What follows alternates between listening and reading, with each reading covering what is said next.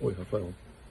Para explorar as diferentes versões de gospel, né, de evangelho pregado nas igrejas cristãs, eu queria par- passar agora por um ponto de linguagem, né?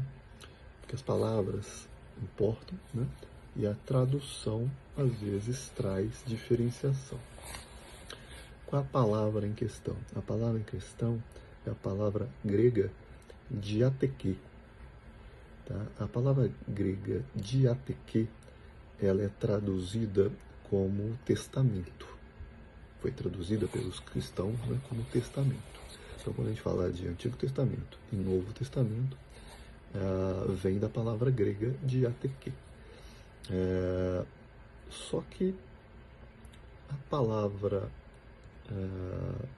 hebraica traduzida, a mesma palavra que é usada para traduzir como diateque, a mesma palavra hebraica usada para traduzir como diateque, ela é traduzida no Antigo Testamento como covenant, né? Como covenant em inglês. Eu não consigo ter uma palavra em português para isso, mas o covenant, o que é o covenant? Compromisso, né?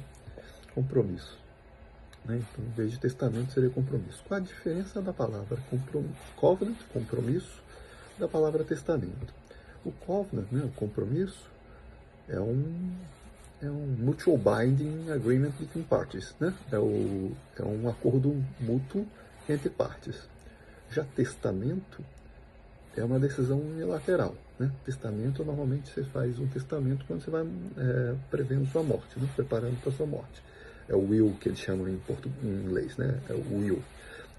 Will vem, você faz um testamento, que bota dentro do seu will, e na verdade é a sua vontade a ser feita. É comunicação, uma declaração unilateral da sua vontade.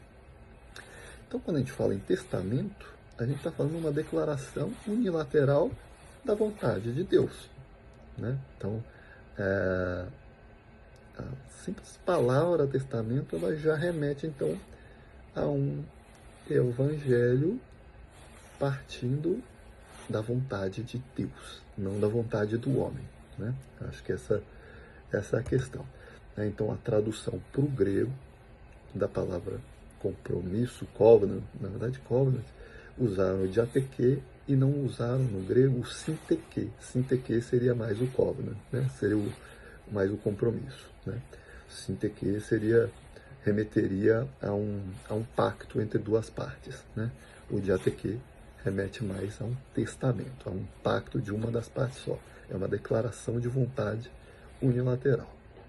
Por quê? Porque a ideia bíblica é que Deus inicia e define os termos e o ser humano recebe e responde. Né? Aceita ou não aceita. Mas não é um acordo negociado. É a vontade de Deus colocada na mesa e o homem tem o poder de aderir, né? O poder de adesão. Então, por isso a palavra é diateque e por isso o termo testamento. Então, quando a gente fala do Antigo Testamento e do Novo Testamento, ou seja, a antiga declaração de vontade de Deus e a nova declaração da vontade de Deus. É disso que nós estamos falando quando a gente fala da palavra testamento. Né? Tentando resumir o que é o Evangelho de Jesus Cristo, né, a boa nova do Evangelho de Jesus Cristo, em poucas palavras, né, é a chegada do Rei, né, o reino de Deus chegado à Terra, né, com um plano de resgate chegando ao mundo através de Jesus, que Jesus morreu no nosso lugar para conquistar o pecado e o mal, né, para vencer o pecado e o mal, e que ele defeated, né, ele destruiu a morte, né, destruiu a morte e começou uma nova criação. É o primeiro fruto dessa nova criação. E o convite, né, de adesão é: se arrependa, acredite e seja batizado. Né? Recebe o Espírito e segue o Rei. Ou seja, Em poucas palavras, este é o Evangelho, né, das Boas Novas que nós estamos anunciando. Isso que eu citei aqui, as partes da Escritura são Evangelho de Marcos, capítulo 1, versículos 14 a 15, a primeira carta de Paulo aos Coríntios, no capítulo 15, versículos 3 e 4, e o livro de Atos, capítulo 2, versículo 38. Então, sobre o que é o Evangelho bíblico que nós anunciamos, que nós como protestantes entendemos. Agora eu vou explorar, no próximo vídeo eu vou explorar um pouco das visões alternativas agora de religião, ou seja, enfatizando quais são as diferenças, ênfases de cada seita cristã, digamos assim, tá? Vou abrir um outro para explorar isso.